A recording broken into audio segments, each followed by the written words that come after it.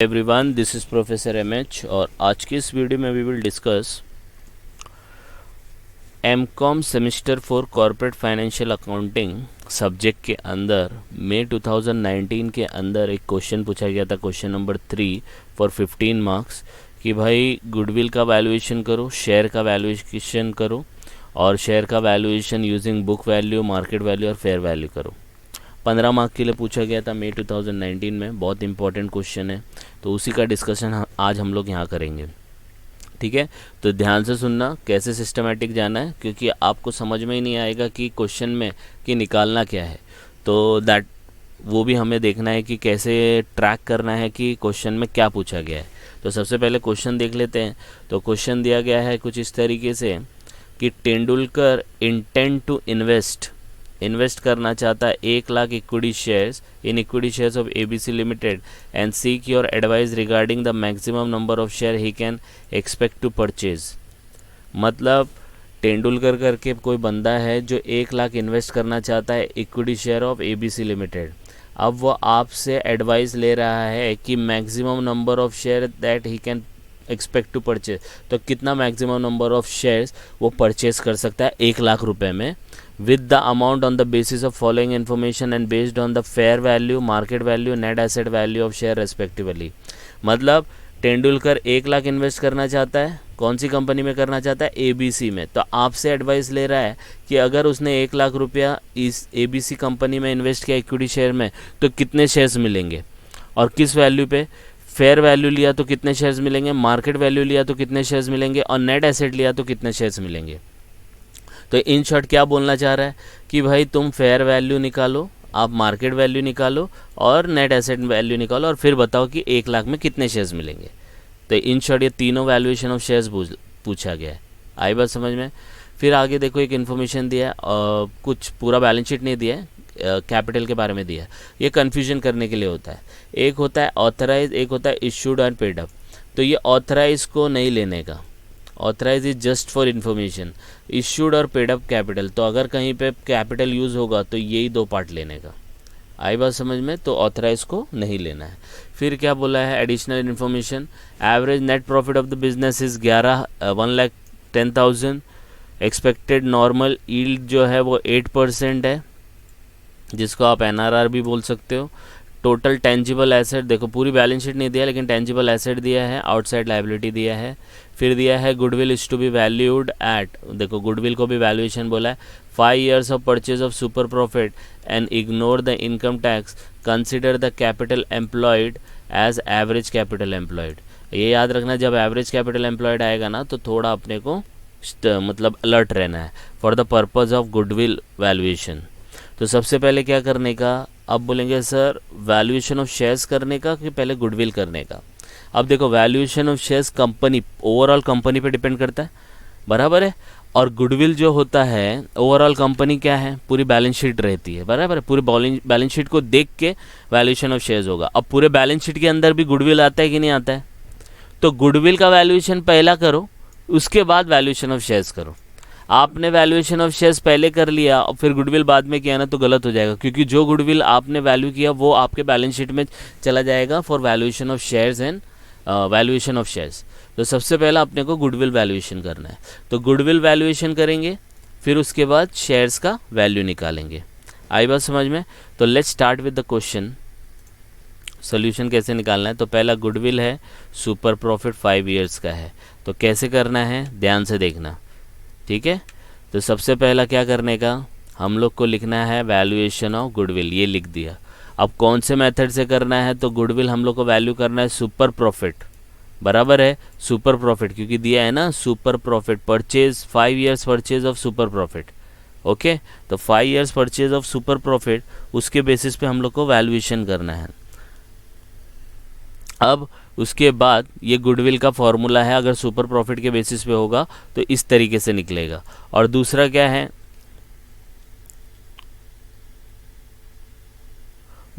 है, ये वाला मेथड जो है इसको हम लोग कैपिटलाइजेशन बोलते हैं। तो यहाँ पे ये वाला नहीं आएगा, यहाँ पे आएगा super profit into number of years of purchase, ठीक है, ये वाला फॉर्मूला आएगा। आई बात समझ में? यस और नो? क्योंकि हमें जो क्वेश्चन में पूछा गया है वो बाय मिस्टेक वहाँ पे लिखा गया कि भाई 5 years purchase of super profit. तो हम लोग ने थेरी पार्ट में कंप्लीट किया था जिसका लिंक डिस्क्रिप्शन में है कि सुपर प्रॉफिट का फॉर्मूला क्या है। तो सुपर प्रॉफिट का फॉर्मूला है, अगर number of year of purchase करते कि सुपर प्रॉफिट निकालो, नंबर ऑफ़ ईयर्स तो आपके पास दिए 5 years, तो 5 से मल्टीप्लाई करो, आंसर आएगा। तो सबसे पहला हम लोग को क्या फॉर्मूला लिख लिया। अब फॉर्मूला लिखने के बाद क्या करने का, सबसे पहला सुपर प्रॉफिट लिखने का, क्योंकि सुपर प्रॉफिट नहीं है अपने पास लेकिन number of year of purchase है ना। तो अब नेक्स्ट हम लोग लिखेंगे सुपर प्रॉफिट। अब सुपर प्रॉफिट का फॉर्मूला क्या है, तो super profit is nothing but FMP जो फ्यूचर मेंटेनेबल प्रॉफिट होगा minus normal return on capital employed.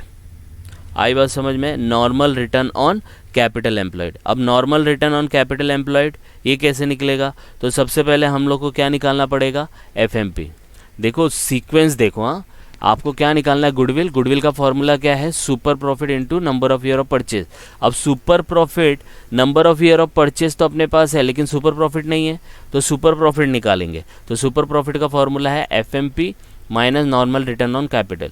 तो एफएमपी निकालो, फिर ये वाला निकालो, सुपर प्रॉफिट आ जाएगा। तो हम लोग नेक्स्ट लिखेंगे एफएमपी। अब एफएमपी का मतलब फॉर्मूला क्या है, तो पूरा फॉर्मेट है।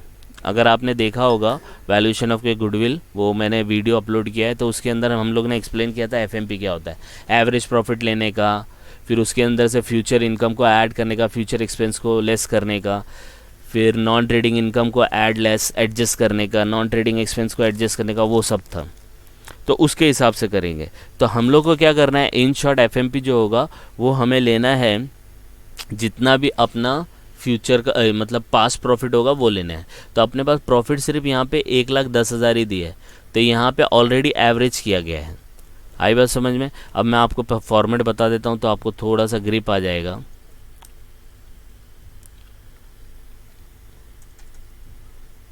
वैल्यूएशन ऑफ शेयर्स,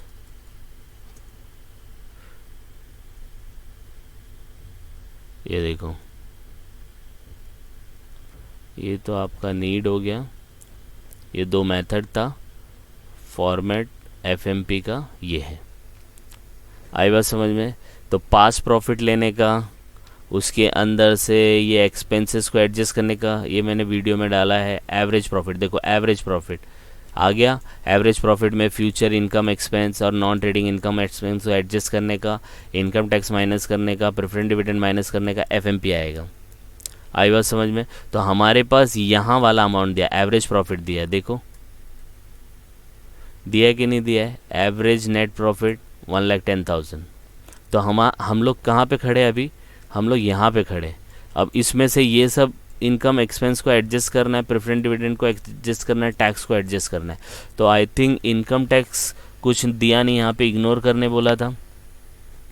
और फिर ये वाले जो फ्यूचर इनकम एक्सपेंस के बारे में कुछ डिटेल नहीं है, नॉन ट्रेडिंग इनकम एक्सपेंस के बारे में कोई डिटेल नहीं है, मतलब ये कुछ नहीं आएगा। लेकिन प्रेफरेंस डिविडेंड दिया है, क्योंकि देखो ना प्रेफरेंस शेयर कैपिटल है अपने पास, तो उसके ऊपर 6%। तो 10 लाख का 6% कितना आएगा, 60,000 होएगा कि नहीं होगा।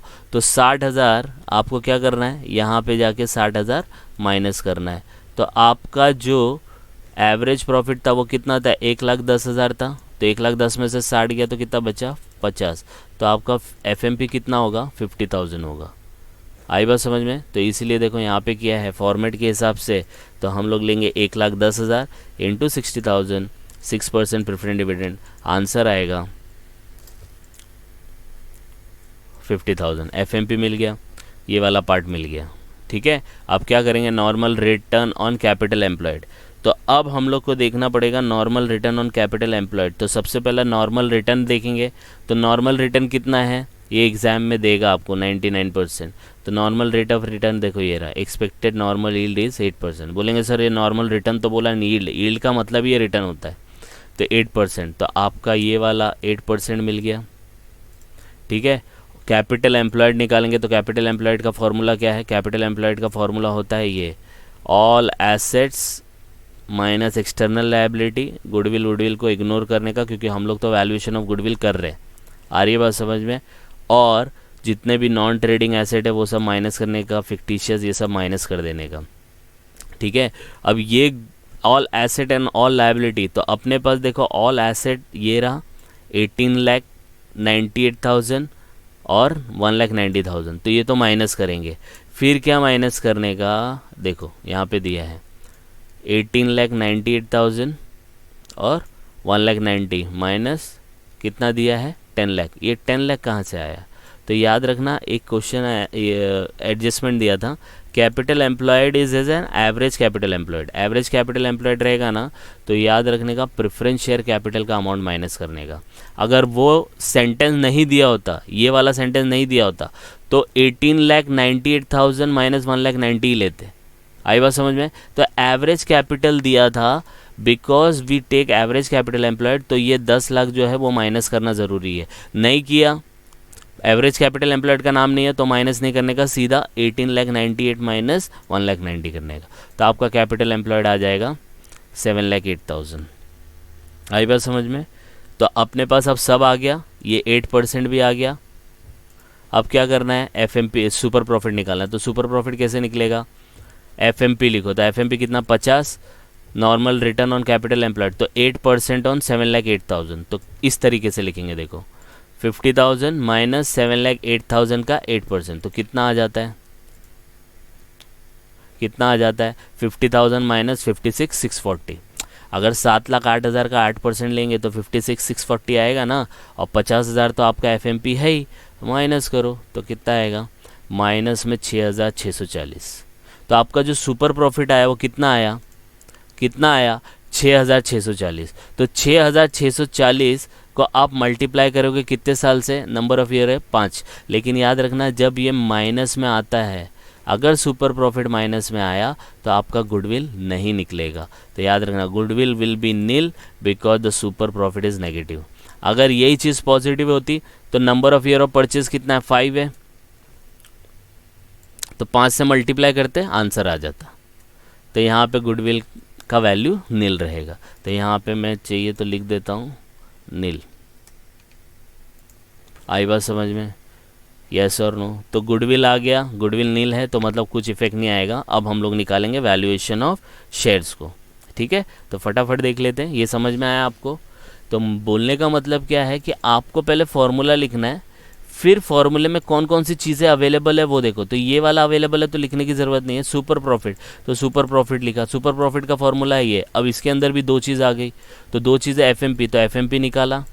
फिर क्या, normal return on capital employed, तो नॉर्मल रिटर्न है 8%, कैपिटल एम्प्लॉयड है इतना, इनको मल्टीप्लाई करके आंसर आया इतना, मल्टीप्लाई कर दो आंसर आ जाएगा। तो इस तरीके से आप करेंगे ना एग्जाम में तो आपको कन्फ्यूजन नहीं होगा। फॉर्मूला लिख के वो फॉर्मूले की एक एक चीज़ फाइंड आउट करो, आई बात समझ में, तो कोई चीज़ मिस नहीं होगी। अब हम लोग करते हैं वैल्यूएशन ऑफ शेयर्स, क्योंकि एग्ज़ाम में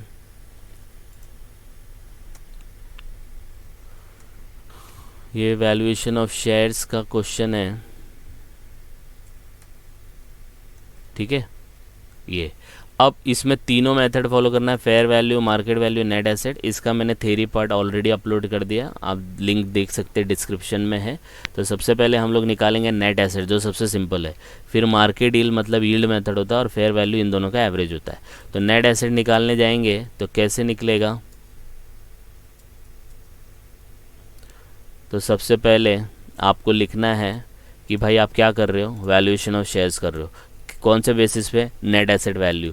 फॉर्मूला क्या है उसका, तो फॉर्मूला है net asset available to equity share holder divided by number of equity share, ये फॉर्मूला है।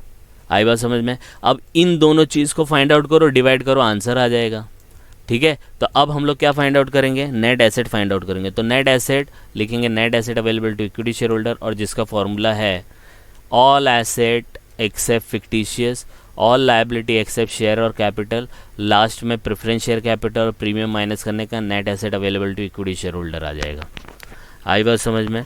तो ये वाला जो सीन है वो यहाँ के कैपिटल एम्प्लॉयड से मैच कर रहा है, देखो ऑल एसेट है ना, और वो एवरेज होने की वजह से प्रेफरेंस शेयर कैपिटल माइनस किया, तो यही आंसर आएगा, ठीक है। तो हमारे पास ऑल एसेट अगर क्वेश्चन में देखेंगे तो ऑल एसेट में ये 18,98,000 है, ऑल लायबिलिटी में यही है, और प्रेफरेंस शेयर कैपिटल आपका 10 लाख है।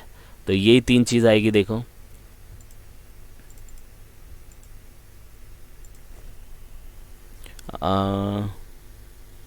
यहाँ पे कैलकुलेशन हम लोग ने यही वाला लिया है, तो यही वाला हम लोग यहाँ पे लिख देंगे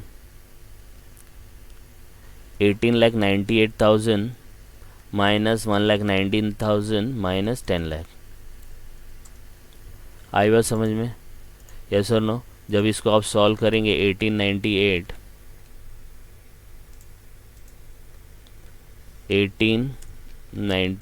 माइनस 1,90,000 माइनस 10 लाख, तो 7,08,000 आएगा। देखो यही 7,08,000 इधर था, तो आपको नेट एसेट अवेलेबल कितना मिला? 7,08,000। अब सिर्फ number of shares find out करो, तो नंबर ऑफ शेयर्स कितना है वो अपने को फाइंड आउट करना पड़ेगा। तो number of shares, number of equity shares, तो number of equity shares equity share capital पर डिपेंड करेगा। ये नहीं लेने का ऑथराइज, ये वाला कितना दिया है? 6 लाख। एक शेयर्स का भाव कितना है? इधर दिया नहीं है, लेकिन पेड अप वैल्यू में दिया था ना ऑथराइज में, तो 10 लेने का, तो 6 लाख डिवाइड बाय 10। आ रही है बात समझ में? देखो कैसा इनडायरेक्टली दिया है, इस वैल्यू को यूज़ नहीं करने का, लेकिन यहाँ पे एक शेयर का भाव नहीं दिया है तो ये शेयर का भाव भी रहेगा 10। तो अगर 6 लाख को 10 से डिवाइड करेंगे तो आपको 60,000 आएगा। देखो यहाँ पे लिखा है 6 लाख डिवाइड बाय 10, 6,000 शेयर्स। तो अब इसके नीचे 7,08,000 के नीचे हम लोग कितना लिखेंगे? 60,000, और 60,000 जब इन दोनों को डिवाइड करेंगे तो आपको आंसर मिलेगा 11 रुपये 80 पैसा। तो नेट एसेट के हिसाब से 11 रुपये 80 पैसा आएगा। आई बात समझ में? आपको लग रहा होगा अरे यार ये कैसे कैसे बताते जा रहे हैं। आपको क्या करना है, जो चीज़ निकालनी है पहले वो लिखो। तो valuation of shares based on net asset, formula लिखो। फॉर्मूले में कौन कौन सा न्यूमरेटर है, कौन कौन सा डिनोमिनेटर है, उसको फाइंड आउट करो। तो न्यूमरेटर है नेट एसेट, उसको निकाला तो आया 7 लाख। आई बात समझ में? फिर आया था डिनोमिनेटर जिसका वैल्यू आया 60,000, फिर इन दोनों को डिवाइड कर दिया। आ रही है बात समझ में? 7,08,000 डिवाइड बाय 6, आंसर आ गया। आई बात समझ में? इसको येलो कर देता हूँ, इसको भी येलो, मेन आंसर को हो गया। अब हम लोग क्या फाइंड आउट करेंगे? ये आपका हो गया नेट एसेट। अब दूसरा मेथड क्या है?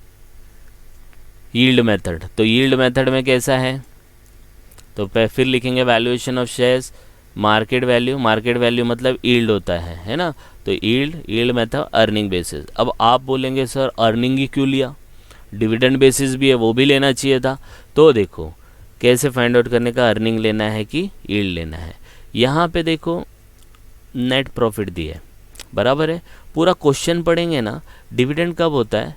जब प्रॉफिट में से आप ट्रांसफ़र टू रिजर्व करेंगे ना, तब आपको डिविडेंड मिलता है। याद आया? मैंने बताया था, एक्सप्लेनेशन दिया था। तो यहाँ पे ट्रांसफ़र टू रिजर्व दिया नहीं है, तो हम लोग क्या करेंगे? अगर ट्रांसफ़र टू रिजर्व दिया है तो डिविडेंड बेसिस लेंगे, नहीं दिया है तो अर्निंग बेसिस लेंगे। आई बात समझ में? तो इसीलिए हम लोग ने यहाँ पे अर्निंग बेसिस का फॉर्मेट यूज़ किया है। तो अर्निंग बेसिस, तो सबसे पहले हम लोग क्या करेंगे? फॉर्मूला लिखेंगे। फॉर्मूला कैसे आएगा?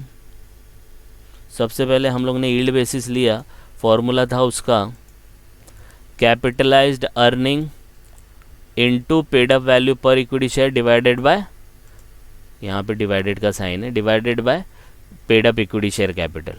अब ये तीनों चीज़ मिलनी चाहिए। तो सबसे पहले मैं क्या करूँगा? पहले ये जो बेसिक चीज़ है ये निकाल लो, पेड अप वैल्यू पर इक्विटी शेयर और ये।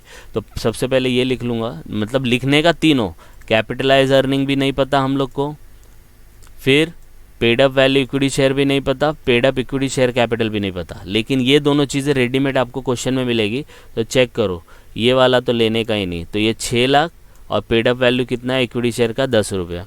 तो इसलिए देखो पेड अप वैल्यू पर इक्विटी शेयर 10 रुपये और paid up equity share capital is 6 lakh. तो दो चीज़ मिल गई ना, ये दोनों चीज़ मिल गई कि नहीं मिल गई? बचा कैपिटलाइज अर्निंग, तो कैपिटलाइज अर्निंग निकालो, तीनों को रखो, आंसर आ जाएगा। अब कैपिटलाइज अर्निंग का क्या फॉर्मूला है वो पता होना चाहिए, ठीक है? वही हमें नहीं पता है। तो कैपिटलाइज अर्निंग का फॉर्मूला है expected earning into 100 divide by NRR। तो NRR आपने लिया था, राइट है? यहाँ पे देखो आया था 8%, वापस से लिख लो, कोई प्रॉब्लम नहीं है, ठीक है? NRR अगर आपको नहीं पता है तो वापस से लिख लेने का, लेकिन हमें पता है तो इसलिए लिखने की ज़रूरत नहीं है। अब एक्सपेक्टेड अर्निंग कितना है? तो एक्सपेक्टेड अर्निंग हम लोग को पता था कि जब आप कैपिटलाइज अर्निंग वाला क्वेश्चन करेंगे तो FMP, फिर से बता देता हूँ अगर आपको ध्यान नहीं तो, अर्निंग बेसिस पे हम लोग ने ये दिया था, देखो अर्निंग बेसिस का। तो expected earning FMP less add non trading income less preference dividend. आई बात समझ में? तो ये करेंगे तब आपको एक्सपेक्टेड अर्निंग आएगा। तो एक्सपेक्टेड अर्निंग आप निकालेंगे तो हमारे पास एफएमपी दिया था जो हम लोग ने निकाला था 1,10,000 माइनस 60,000, तो आपको आया था 50,000, बराबर है, जो प्रेफरेंस डिविडेंड माइनस किया था, बराबर है कि नहीं। नॉन ट्रेडिंग इनकम तो था नहीं, तो यही 50,000 हम लोग लेंगे एक्सपेक्टेड अर्निंग के अंदर। तो देखो यहाँ पे एक्सपेक्टेड अर्निंग हम लोग ने लिखा है, ठीक है। ये एक्सपेक्टेड अर्निंग हमारा कितना हो जाएगा 50,000, ये हम लोग ने यहाँ पे निकाला था। आ रही है बात समझ में? यस और नो? तो एक्सपेक्टेड अर्निंग हम लोग को पता था ये, तो अगर आपको अलग से दिखाना है तो नीचे जाओ और लिखो एक्सपेक्टेड अर्निंग और यहाँ पे फॉर्मेट लिख लो, क्योंकि पता नहीं इसका क्या मतलब है। और ये हम लोग का फॉर्मूला था, expected earning is equal to FMP add non trading income less preference dividend. आपका आंसर आ जाएगा 1,10,000 माइनस 6% ऑफ प्रेफरेंस डिविडेंड। तो आंसर आया था 1,10,000 माइनस 60, 50,000। यही चीज़ तो यहाँ पे की है, देखो किया है कि नहीं किया है, ठीक है। लेकिन आपको लिखना है तो एक बार और लिख सकते हैं, क्योंकि हम लोग को डेटा चाहिए। अब ये आ गया, कैपिटलाइज अर्निंग निकाल रहे थे, उसका फॉर्मूला था ये। अब एक्सपेक्टेड अर्निंग आ गया 50,000, एनआरआर दिया है, तो अब इसको सॉल्व करने का, इसको सॉल्व करेंगे आप तो आएगा 50,000 इंटू 100, इसको चाहिए तो थोड़ा बड़ा करता हूँ तो समझेगा, इंटू 100 डिवाइड बाई 8, तो देखो कितना आता है 6,25,000।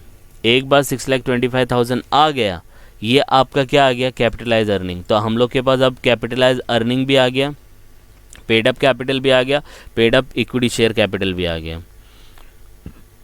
आई बात समझ में? अब सीधा क्या करने का, ये फॉर्मूले में रखने का।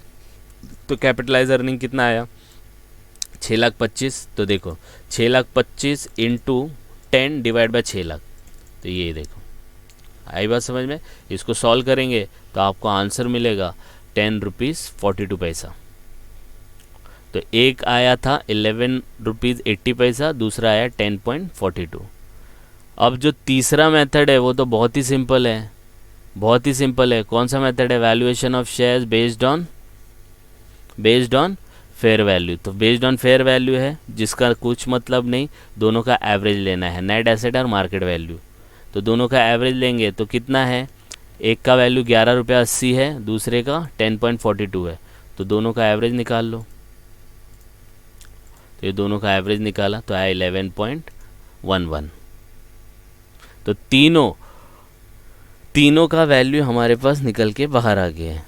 आई बात समझ में? तो आपको ये बताना है, मतलब नेट एसेट के हिसाब से उसका 11 रुपया 80 पैसा है, यील्ड के हिसाब से उसका 10 रुपीज़ 42 पैसा है, फेयर वैल्यू के हिसाब से 11.11 पैसा है। तो अब हम लोग को तेंदुलकर को ये बताना है, क्वेश्चन कहाँ गया आपका, क्वेश्चन है ये, तेंदुलकर यही पूछता है कि अगर मैंने 1 लाख रुपया इन्वेस्ट किया तो कितने शेयर्स खरीदूंगा, और एक शेयर्स का भाव फेयर वैल्यू के हिसाब से कितना, मार्केट वैल्यू के हिसाब से, नेट एसेट के हिसाब से कितना। तो क्या करने का, यहाँ पे पहले तीनों मेथड लिखने का, यहाँ पे लिखने का maximum number of share to be purchase by Tendulkar, तीनों वैल्यू लिखने का, नेट एसेट, मार्केट वैल्यू और फेयर वैल्यू, ठीक है। इधर पे इंसर्ट कर दो, एक एक का भाव लिखने का, कितना है 11.80, फिर कितना था 10.42 और दूसरे का था 11.11। अब इन्वेस्टमेंट कितना करना चाहता है 1 लाख, तो 1 लाख को डिवाइड बाय 11.80, तो देखो ये ऐसा आएगा 1 lakh divide by 11.80। Same way में 1 lakh divided by 10.42, 1 lakh divided by 11, तो आपको नंबर ऑफ शेयर्स मिलेंगे कितने, ये देखो 8475 9597 9001, तो ये आपके शेयर्स हो जाएंगे। तो अगर तेंदुलकर ने इन्वेस्टमेंट किया नेट एसेट के बेसिस पे तो उसको 8,475 शेयर्स मिलेंगे, मार्केट वैल्यू के हिसाब से किया तो इतने शेयर्स मिलेंगे, और फेयर वैल्यू के हिसाब से किया तो इतने शेयर्स मिलेंगे। समझ में आया? थोड़ा सा बड़ा सा सम था, तो ये ऐसे ही है, मतलब valuation of goodwill and shares में थोड़ा कॉम्प्लिकेटेड होता है। तो मैंने ट्राई किया है। मेन आपका मतलब ये है कि आपको पहले ये फाइंड आउट करना है निकालना क्या है, उसका फॉर्मूला रखो। फॉर्मूले में क्या क्या चीज़ अवेलेबल है, क्या क्या नहीं है, उसको 1 बाय 1 करके फाइंड आउट करो। जब इन सब का अमाउंट आपको मिल जाएगा, सिर्फ फॉर्मूले में रखना है और आंसर निकालना है। आई बात समझ में? तो इसको गो थ्रू करो, कुछ डाउट आएगा तो कमेंट करके बता सकते हो। And please like and subscribe for more videos. Thank you.